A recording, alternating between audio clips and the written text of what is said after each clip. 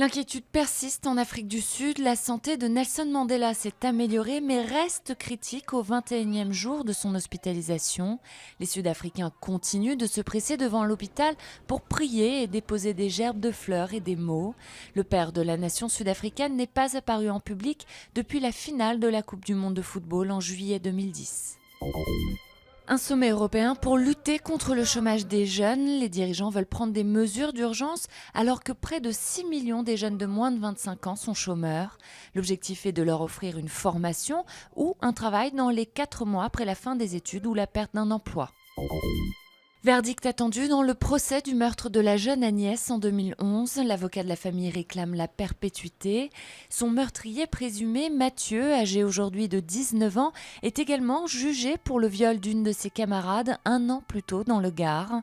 La famille de la victime décrit un accusé complètement absent qui s'est endormi pendant qu'on montrait des photos de l'autopsie.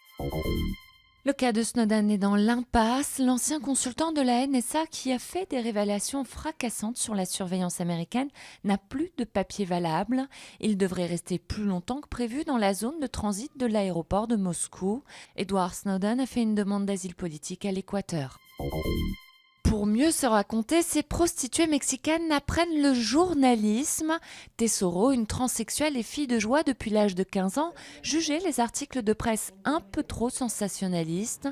Excédée par ces entrevues qui ne racontent pas le désespoir de ces femmes, Tesoro et d'autres ont décidé d'écrire.